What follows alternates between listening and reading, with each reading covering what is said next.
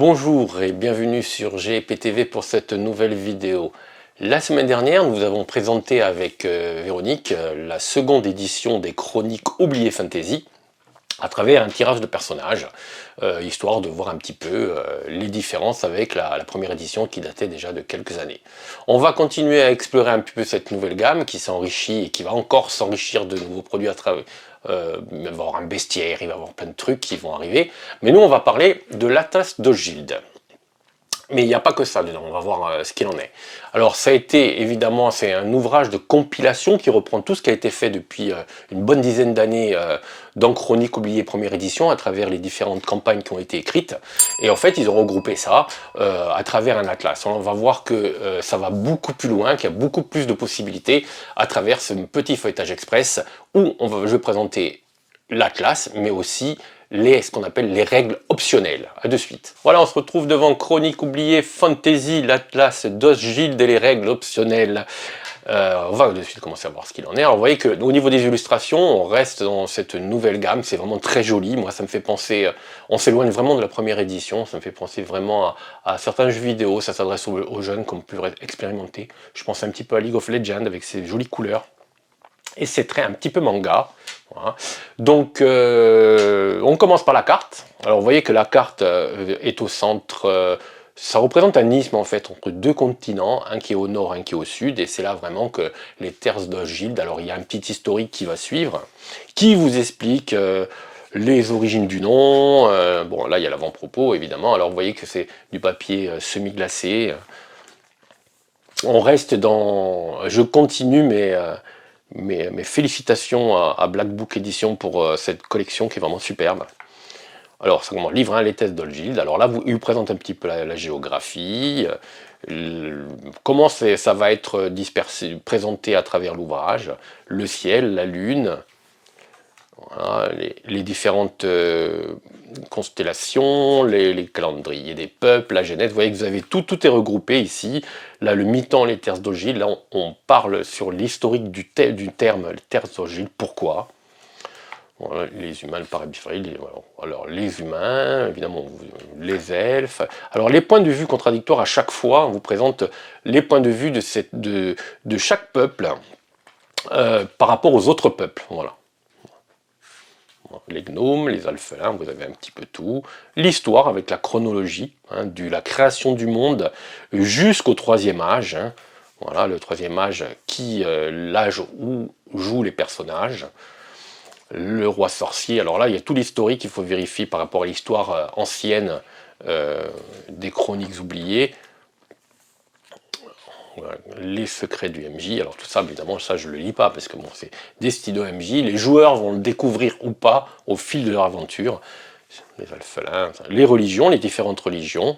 Alors c'est très libre, hein. Temple du cul. Alors il y en a déjà pas mal, vous allez voir qu'ici il y en a quand même pas mal. Vous avez quand même pas mal, il y a de quoi faire, mais c'est resté très libre, donc les meneurs de jeu peuvent vraiment adapter leur panthéon par rapport à leurs envies. Et vous allez voir que c'est la même chose avec la classe. Hein. Les différents cultes, les principaux cultes, dont les cultes maléfiques de Maedra et de Tangul. Voilà. Les plans primordiaux, on passe au niveau planaire. Voilà. Alors on est quand même dans une fantasy tout à fait classique. Hein. Vous allez me dire, ça ressemble beaucoup à Donjons Dragon. Bah oui, forcément. Hein.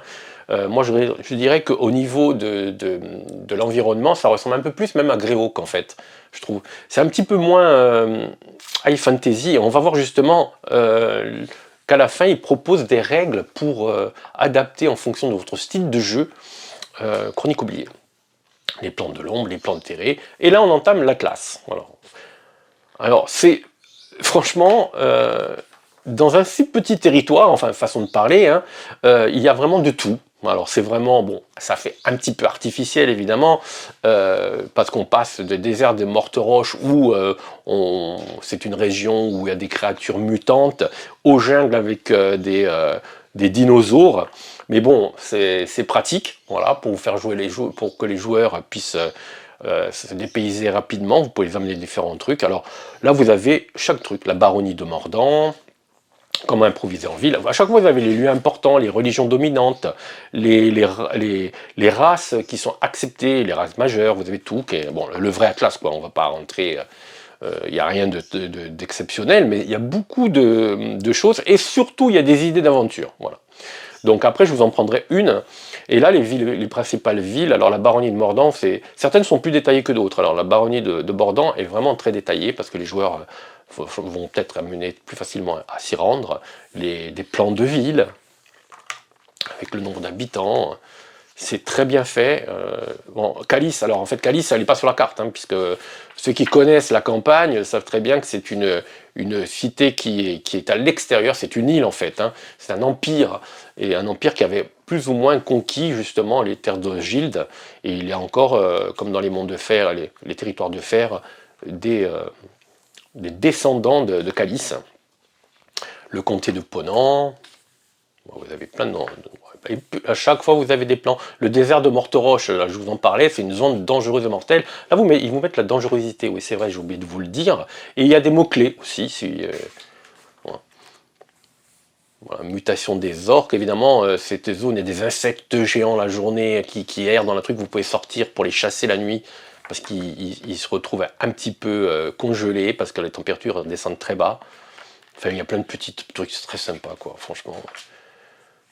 Duché de Périque, alors on peut faire de la politique, tout est détaillé, les ports, etc.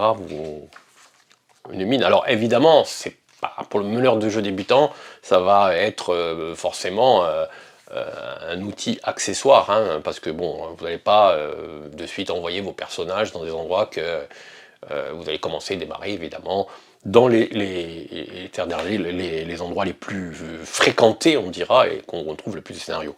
La forêt de Haute-Sylph, alors là on devine vraiment que qu'on va y croiser beaucoup d'elfes. L'île actuelle là. Alors vous avez des zones très dangereuses, comme la forêt sombre par exemple, hein, voilà, où il y a la citadelle de Tor Orgul, ou Argul, je sais jamais comment on le dit en fait. C'est Tor Angul, voilà. Voilà, les elfes pâles, bon, il y a des zones très dangereuses. On doit envoyer quand même ces personnages des points de règle sur certains endroits spécifiques. Les villes, les hauts de Hurle-Roche, une cité de gnomes. Voilà. Et vous avez des personnages que vous ne trouvez pas dans le livre de base. Alors je passe volontairement assez vite parce que les joueurs évidemment ils vont découvrir petit à petit tous ces endroits. Alors on va pas s'attarder pour vraiment envoyer s'il y a des dinosaures. Alors moi j'adore les trucs un peu pulp. Là si vous voulez faire envoyer vos aventuriers dans une jungle emplie de créatures reptiliennes et gigantesques, c'est le top. Katang. Alors il y en a qui n'ont pas il n'y a pas de niveau de dangerosité parce qu'évidemment c'est des lieux civilisés. D'autres, évidemment, en ont beaucoup plus, comme dans les marches du Piémont, il y a des endroits très dangereux. Idée d'aventure, là par exemple. Je vais le dire, les joueurs, bouchez-vous les oreilles. Les cerfs du monde sont parfois le terrain de chasse d'un basilic, Lilas. Une aventurière engage les PJ pour lui servir de garde du corps et accompagner le prêtre du village dans l'antre lointain d'un basilic qui a pétrifié son compagnon Trumwald. Le temps est compté avant que la malédiction ne devienne permanente, et à chaque péripétie, Lilas presse les PJ davantage. Finalement, lorsque les PJ arrivent dans l'antre du basilic, ils découvrent que celui-ci a été oxy par des ogres au service d'un ogre mage. Trumwald est pétrifié et sert à présent de porte-manteau dans l'antre du méchant, une ancienne citadelle naine. Voilà, des petits trucs comme ça, il y en a plein à l'intérieur. Hein. Vous voyez qu'il y a beaucoup de choses quand même, hein. C'est en libre, il y a des endroits pour faire du commerce, il y a des endroits pour faire des échanges politiques, des endroits pour les intrigues. Il y a des illustrations qui donnent envie de jouer dans ces endroits-là, enfin si on aime les libellules. Voilà, Mertresforge. Franchement, il y a beaucoup d'illustrations aussi, c'est vraiment bien. Le Pic de Dorne, ça évoque un petit peu, les terres du milieu quand même, mais bon. Bien évidemment, ça puise dans tas d'inspiration à droite à gauche, hein, c'est normal. Hein. La principauté d'Arly, évidemment, c'est l'endroit que les joueurs connaissent le mieux, hein, puisque c'est souvent là qu'on démarre. Hein. Voilà, vous avez la principauté d'Arly. C'est là que la plupart des scénarios d'introduction se situent, hein, dont le scénario d'introduction qui est dans le livre de base, qu'on a joué la semaine dernière. Mes joueurs se posent encore plein de questions. Peut-être dans la deuxième partie, parce qu'il y a deux parties, ils vont trouver une réponse à leur questionnement. Voilà, vous avez, hop. Alors je passe un petit peu vite, mais vous voyez, je vous tenais à vous montrer quand même la richesse du truc, il y a plein de choses. C'est pas le protectorat de fer, alors ça fait vraiment un endroit très intéressant, parce qu'il est un peu steampunk sur les bords, il y a des armes à feu.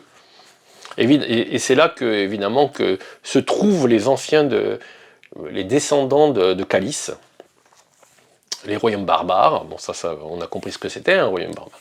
Donc Cobis, les bastions.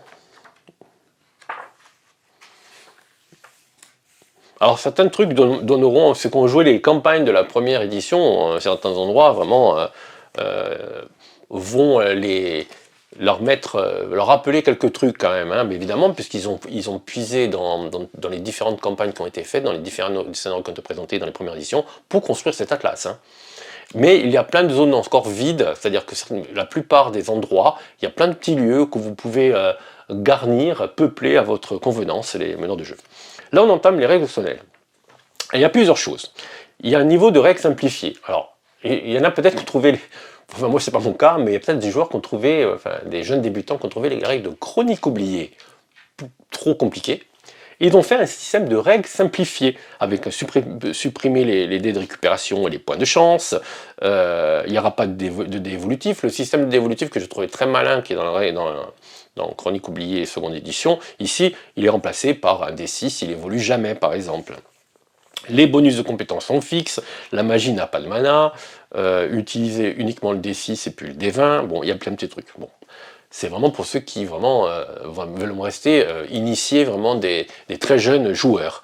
Les règles avancées, là il y a un système de création de votre personnage, parce que vous avez vu que le système de création de personnage est assez rigide, avec tirage expert, vous pouvez être expérimenté, polyvalent ou expert. Ici, il y a des méthodes semi-aléatoires avec des G2D. On revient un petit peu à ce qui avait été présenté dans les suppléments de Chronique oubliée première édition.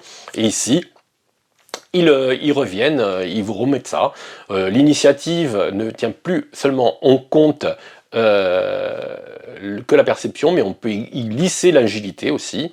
On peut avoir un âge de départ variable, et en fonction de l'âge de départ, évidemment, si on est très jeune, on a moins d'intelligence, plus un point de chance, et plus en des récupérations. Il y a des ajustements comme ça. Jouer sans profil, il vous donne un système pour créer un personnage qui n'a pas de profil, avec des capacités à la carte. Il faut entrer en compte le niveau de vie. Enfin moi dans la fantasy je trouve que ça n'a pas énormément d'importance, mais si vous le souhaitez, vous pouvez l'intégrer. Le système de jeu intègre maintenant les règles d'encombrement. Pourquoi pas? Pourquoi pas? Si vous avez des joueurs qui passent leur temps à entasser tout ce qu'ils trouvent, comme dans un jeu vidéo, mettre dans un sac sans fond, et ben là vous pouvez faire entrer en compte la règle d'encombrement. Et j'en connais, hein, donc c'est pour ça que je vous le dis. Les casques, ça c'est pas mal, ça peut-être que je vais le prendre. C'est le casque en fait, c'est pour les coups, contre les coups critiques. Et ça c'est vraiment chouette, même le barbare peut en mettre, donc il est walpé avec un casque, hein, un peu. Les clichés vraiment de Frazetta, le mec torse nu avec un slibard en poil de vache et un casque à cornes, ben, vous pouvez le faire, votre barbare comme ça maintenant, et le casque à cornes, il n'est pas que pour la déco, il est utile, voilà. Par contre, il faut maîtriser la plupart du temps, sauf pour le barbare, il faut avoir des maîtrises d'armure, donc chemise de main, armure de plaques, etc. On peut réduire les points de chance, un système de points d'expérience qui va faire que les personnages ne vont pas grimper de niveau à chaque fois qu'ils finissent une aventure, mais il va y avoir un système d'XP. Des XP qui sont répartis par les objectifs et par les combats. Alors là, par les combats, on revient aux racines de Donjons & Dragons. Le combat, l'initiative peut être aléatoire, alors voilà, donc avec plus un D6. Alors moi je suis pour ça, hein, donc je vais l'intégrer dès ma prochaine partie. Par contre, ça dure tout le combat, hein. Je ne fais pas relancer l'initiative à chaque round, hein. Un round, au début du round, on lance. On prend son initiative et on rajoute un D6. Je trouve que ça peut être sympa. Les critiques différenciées, et il y a plein de tableaux de critiques, d'échecs critiques, de réussites critiques. Ça, c'est très bien. Ça aurait été bien si ça avait été dans l'écran. Ben, ça y est pas, c'est dommage, hein. Donc il faut que vous regardiez sur la main ce petit bouquin. Des voies supplémentaires pour les mages. Voilà. Alors on me demandait dans la précédente vidéo, est-ce que ça vaut le coup cet atlas? Je vais vous donner ma conclusion à la fin. Mais vous avez compris, vu mon engouement, que c'est ma pensée. Alors, voies d'historique. Alors les voies d'historique, c'est très intéressant. Donc vous allez pouvoir gérer. Alors maintenant, il y aura, si vous choisissez cette option, il y a une voie de peuple, une voie d'origine géographique au choix, une voie professionnelle au choix, et une voie issue d'un profil au choix. Et là, vous pouvez créer vraiment des personnages très variés. Alors, c'est peut-être pas nécessaire de faire ça dès le début, mais peut-être qu'au bout d'un moment, que vous avez fini votre première campagne, on va dire, ah tiens, on va démarrer, et on va rentrer les voies géographiques, puisqu'on a un atlas. Donc là, en fonction des endroits, la voie des cités, la voie des déserts, la voie des forêts, vous pouvez déterminer où votre personnage débute sa carrière, en fait, et puis vous voyez, vous pouvez choisir une voie qui est un peu son origine. Et je trouvais que ça manquait un petit peu dans Chronique oubliée. Je trouve ça vraiment très sympa. Et les voies professionnelles sont là. Vous avez la voie du courtisan, la voie de l'érudit, la voie de l'expert, la voie de l'homme du peuple. Alors ça, je vais rapidement, une fois qu'on aura fini notre première petite campagne de Chronique oubliée seconde édition, le proposer à mes joueurs, voir si ça les intéresse. Et puis là, vous avez des adaptations. Vous pouvez jouer Chronique oubliée, on vous donne des options pour jouer en High Fantasy. Bon, moi je suis pas fan de ça, mais plus de chance. Bon, on est beaucoup plus dans l'héroïsme. Hein, c'est vraiment on monte dans le manga. Hein, si vraiment là vous avez des personnages qui deviennent très puissants. Les capacités progression épique, les capacités épiques. Alors ils sont toutes là, c'est un peu, ils ont spécifié avec un E entre parenthèses. Alors il y a beaucoup d'options, vous voyez que c'est pas un petit gadget, hein. Il y a beaucoup de choses, hein. Vous pouvez vraiment de nouvelles voies de prestige, des tables de coups critiques différentes, plus de mana, récupération complète. Évidemment, vous pouvez piocher hein, dedans, vous n'êtes pas obligé de prendre tout. Comme pour la low fantasy, si vous voulez dans un univers où il n'y a pas de magie, un peu plus médiéval, il vous propose alors là, c'est beaucoup plus dur, évidemment. Hein. En mode low fantasy, dépenser un dé de récupération permet au personnage de récupérer seulement le résultat du DR, sans ajouter la moitié de son niveau, donc c'est plus dur. Les valeurs d'attaque, c'est augmentation de la valeur d'attaque, ça fera plus fort, ça fait plus mal, c'est plus létal. C'est intéressant. Les sorts, c'est plus compliqué à lancer un sort. Vous pouvez complètement les enlever. Récupération des personnes de points de mana. Un personnage ne récupère ses points de mana que s'il dépense un dé de récupération à la suite d'une récupération complète. Ce DR ne lui permet pas de récupérer de PV en même temps. Il faut qu'il choisisse. Vous voyez que c'est plus compliqué. Donc on atteint un niveau de difficulté au niveau du jeu plus élevé. Les contre-coups. Un contre-coup survient lorsque le lanceur de sort obtient un échec critique. Vous voyez que la magie est plus risquée, la magie est plus... Voilà. Et vous avez de nouveaux tours de magie, de rang 1, de rang 2. Les combats, c'est critique étendue, des blessures graves, les dés peuvent être explosifs. Là, vous pouvez faire beaucoup plus mal. Les dés. Alors, qu'est-ce que ça veut dire explosif? C'est-à-dire que quand vous faites un certain score, là, ici, s'il obtient le score maximal avec son dé, il relance à chaque fois, pour obtenir un score total. Voilà. Là, on fait entrer en compte la peur. Rien ne vous empêche de prendre cette règle de peur et la glisser dans les règles normales, hein, bien sûr. La lutte contre l'ombre, alors là, c'est une proposition pour le Dark Fantasy. Les points de choc, alors c'est fini pour les points de chance, ça devient des points de choc. Dépenser les points de choc, séquelles et sens du sacrifice, la magie corrompue, les systèmes alternatifs. Alors là, vous voulez rentrer dans la magie ancienne. Alors la magie ancienne, c'est inspiré des romans de Jack Vance. Là, vous avez un grimoire, voilà.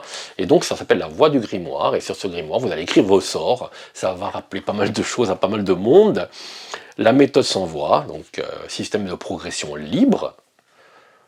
Là, on s'éloigne vraiment des bases de Chroniques oubliées, mais ça peut être intéressant pour ceux qui veulent un peu revenir un petit peu à l'OSR, bon, replonger aux origines de Donjons et Dragons. Enfin, franchement, il y a vraiment pas mal d'options. Le système de compétences est différent. Ouais, les coûts sont plus chers en compétences aussi, hein. Voilà. Et on revient à la carte. Alors, que penser d'Osgiliath et les règles optionnelles? Pour moi, c'est une totale réussite. C'est vraiment super génial. Moi qui adore les cartes, qui adore les atlas, etc., évidemment, je suis client. Bon, c'était pas dur de me séduire, mais là, c'est vraiment bien fait. C'est synthétique, c'est très facile à comprendre, c'est bien écrit, c'est bien expliqué. On est vraiment dans le système de chronique oubliée fantasy, c'est-à-dire que ou Black Book Edition met à profit toute l'expérience qu'il a à travers le jeu de rôle grand public. Franchement, Chronique oubliée fantasy, avec ce deuxième bouquin, plus le premier que je vous ai présenté, et le reste va venir, à la petite boîte de scénario, etc. C'est vraiment un des produits du moment. D'ailleurs, ça cartonne, il n'y a pas à faire, ça devient un blockbuster. C'est vraiment le produit phare maintenant de l'éditeur. Franchement, on m'avait demandé justement, est-ce que d'après toi, la tasse d'Osgiliath vaut le coup? Pour moi, oui, complètement, hein. Alors le prix, je m'en souviens plus d'ailleurs. Je regarde ça, le prix c'est 39,90 €. Ça va, c'est un prix correct. Bon, c'est du A5 évidemment. C'est pas donné, mais c'est pas non plus exagéré au regard de la qualité du produit. Voilà. On va continuer à faire on va faire un petit break, on va parler d'autres choses parce que l'actualité est chargée en ce moment. Donc à partir de la semaine prochaine, on va parler d'autres choses. Mais je reviendrai régulièrement vous parler des Chroniques oubliées seconde édition à travers la présentation des différents suppléments qui sont sortis et à venir. Merci et à bientôt.